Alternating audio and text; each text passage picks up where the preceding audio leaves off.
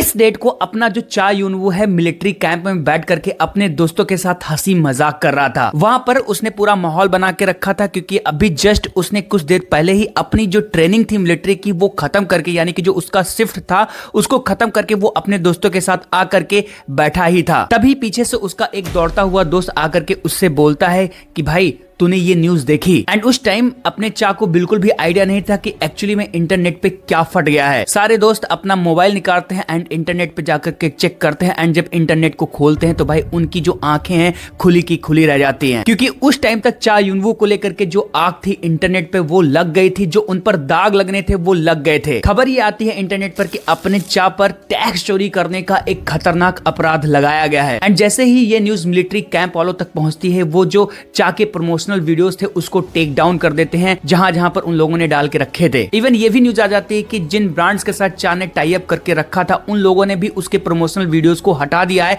अब सभी लोग अपनी चीजों को पीछे कर रहे हैं, अपने पैर को पीछे कर रहे हैं चा से। एंड ये सब कुछ चल ही रहा था कि उसके कुछ घंटे बाद ये भी न्यूज आ जाती है कि चा के मां को भी इन्वेस्टिगेशन के लिए बुलाया गया है पुलिस स्टेशन में। फैंस जो थे वो डिवाइडेड होने लगते हैं एंड कुछ फैंस ये भी डिमांड करने लगते हैं कि भाई चा को जेल में डाल देना चाहिए। एंड जो ये 22 जनवरी का दिन था, फिर उसके बाद जो रात थी वो चा के लिए भाई एक एक घंटे क्या एक एक जन्म के बराबर भारी पड़ गई। उसकी बनी बजाई इज्जत, उसका बना बनाया फेस मार्केट में स्पेशली कोरिया में रातों रात भाई लुट गया। खैर इसको साइड में करके जो ये टैक्स चोरी का मैटर था वो क्या था एंड जो इसकी लपटें थी कैसे अपने किम सियोन हो भैया तक पहुंच गई, जो कि अभी रिसेंटली अपनी सक्सेस पार्टी ही मना रहे थे can this love be translated के ड्रामा के हिट होने के बाद। आज के इस वीडियो में आप लोग इसी चीज को समझेंगे कि एक्चुअली में ये जो दो कोरिया के बड़े सुपरस्टार है कैसे टैक्स चोरी वाले अपराध में पूरी तरीके से भाई फंस गए एंड जो अभी चीजें चल रही हैं उसके अकॉर्डिंग इन सब का फ्यूचर क्या होने वाला है। क्योंकि मैं पहले ही क्लियर करता हूं कि अभी तक जो ये केस चल रहा है, जो ये कंट्रोवर्सी चल रही है,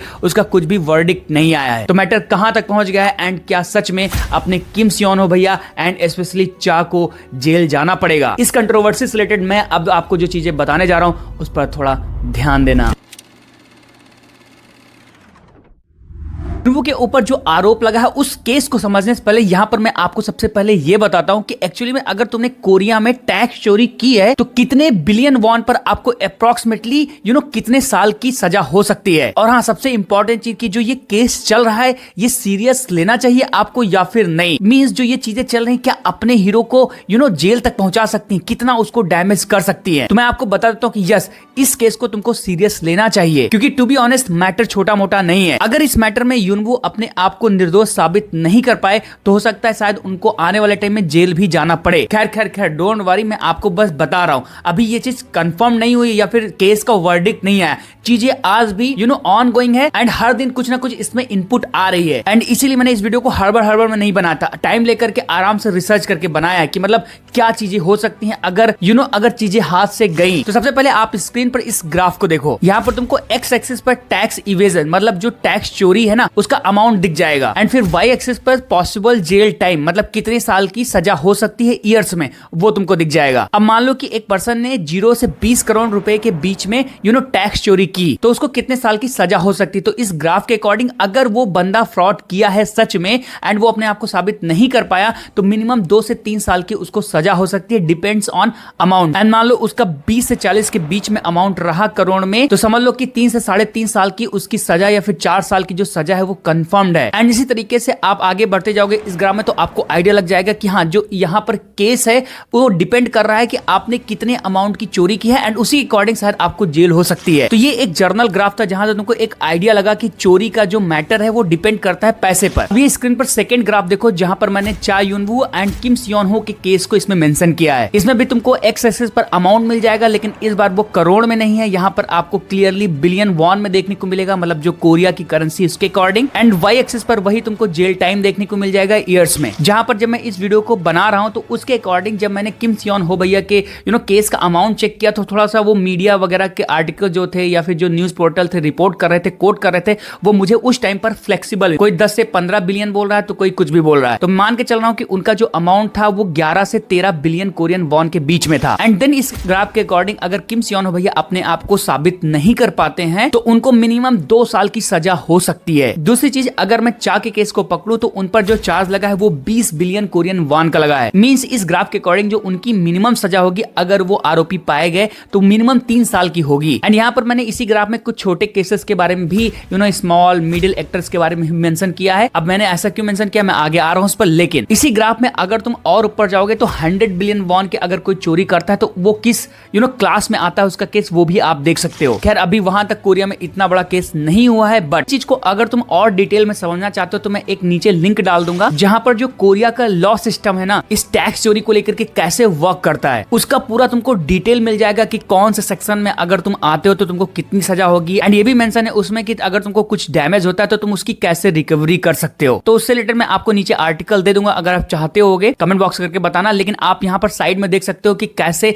कैटेगरी वाइज पैराग्राफ वाइज इस आर्टिकल में सारी चीजें डिफाइन की गई हैं under the Korean court and law, जो भी चीजें होती हैं वहां की। एंड इन्हीं सारी चीजों को पढ़ने के बाद ही मैंने इस ग्राफ को तैयार किया था। तो आप समझ गए होगे कि इसका सोर्स क्या था, मैंने ऐसे ही हवा में कुछ भी नहीं फेंका है। तो ओवरऑल अब आपको समझ में आ गया होगा कि हाँ एक्चुअली में इस केस में अगर अपने चा यूनवू को बेगुनाह वो अपने आप को साबित नहीं कर पाते हैं तो उनके साथ डैमेज हो सकता है। बट डरो मत, अब मेन क्वेश्चन ये है कि एक्चुअली में उनके साथ एंड उनके परिवार के साथ क्या चल रहा है। तो अब यहां से समझते हैं इस चा यूनवू के केस को थोड़ा और डीप से।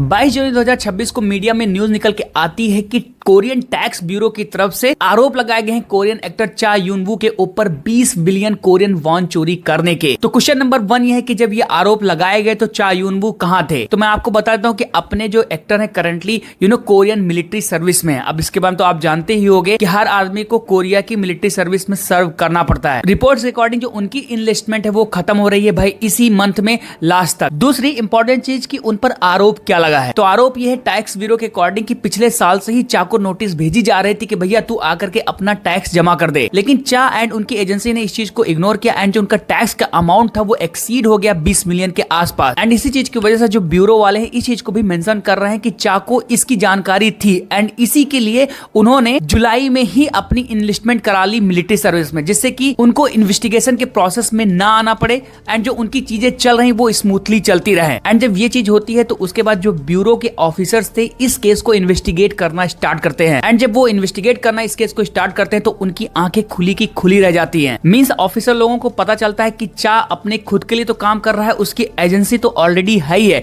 लेकिन चा ने अपनी मदर के नाम पर एक और कंपनी रजिस्टर करा रखी है जिसका नाम रिपोर्ट्स के अकॉर्डिंग चा गैलरीज या फिर एक कॉर्पोरेशन नाम से मेंशन्ड है। बाकी इसका एड्रेस वगैरह भी मेंशन था। एंड जब ब्यूरो के जो ऑफिसर्स हैं इस एड्रेस पे जाते हैं तो उनको पता चलता है कि उस लोकेशन पे एक्चुअली में चा के जो पेरेंट्स हैं वो एक रेस्टोरेंट चला रहे हैं। एंड इस चीज को देखने के बाद जो एजेंसी थी उन्होंने चा के ऊपर यह आरोप लगाया कि भैया जी एक अलग पेपर कंपनी चला रहे हैं। पेपर कंपनी मतलब एक वो कंपनी चला रहे हैं जो कि पेपर पर रजिस्टर्ड नहीं है। एंड जो ये गुनाह है वाकई में एक सीरियस क्राइम है कोरिया, इवन दो अपने इंडिया के अंदर भी। अब यहाँ पर कुछ टेक्निकल टर्म्स आ जाते हैं जिनको आप इस आर्टिकल में पढ़ सकते हो। मतलब मैं अभी आपको मोटा मोटा समझाऊं तो जो सारी एक्टिविटीज थी जो एंटरटेनमेंट से रिलेटेड चा कर रहे थे उसकी जो अर्निंग आ रही थी उनकी जो एजेंसी थी फैंटियाजो समथिंग करके नाम है उसका, वो हैंडल कर रही थी। दूसरी तरफ साउथ कोरिया में पर्सनल इनकम टैक्स जो होता है किसी पर्टिकुलर पर्सन के लिए वो 45% तक ही रीच कर सकता है। एंड चा के केस में जो अमाउंट था वो बहुत ज्यादा था जिसकी वजह से उन पर यह आरोप लगाया गया कि जो उनकी इनकम आ रही है या फिर जो वो कमाई कर रहे हैं उस पर भाई गवर्नमेंट के थ्रू ना बहुत सारा टैक्स लगना चाहिए। लेकिन उसी टैक्स से बचने के लिए जो चा है वो अपनी इनकम को भाई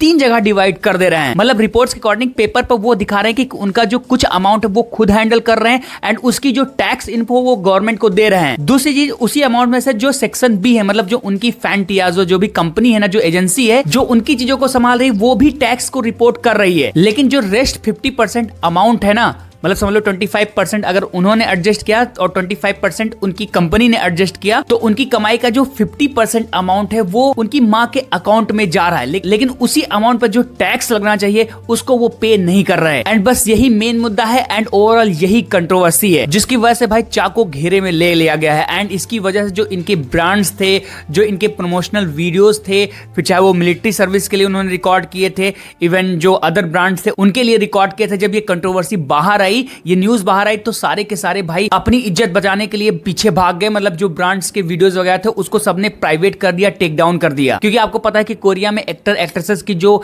इमेज है, जो इज्जत है, वो कितनी ज्यादा प्यारी है। तो कोई भी ब्रांड्स अभी करंटली चा के साथ काम नहीं करना चाहता। इवन जो इनकी आने वाली कोरियन सीरीज है नेटफ्लिक्स पर, जो कि इसी साल आनी है, वंडरफुल, जो कि Q1 या Q2 में आनी चाहिए थी, अब इसी कंट्रोवर्सी के बाद भाई उसको शिफ्ट कर दिया गया है इस साल के एंड तक, क्योंकि मेकर्स जो है वो नहीं चाहते कि इस कंट्रोवर्सी की वजह से उनका जो प्रोजेक्ट है वो भी खतरे में आ जाए, जैसा कि किम सो यून के केस में हुआ था। तो ओवरऑल अब आप समझ गए कि एक्चुअली में क्या सीन चल रहा है। एंड नेक्स्ट क्वेश्चन अब ये उठता है कि एक्चुअली में इसके बचाव के लिए अपने चा ने क्या किया है, एंड ओवरऑल कैसे इसी कंट्रोवर्सी की आग ने अपने किम सियोन हो भैया को भी भाई लपेटे में ले लिया है, and overall at the and in दोनों लोगों के साथ होगा क्या।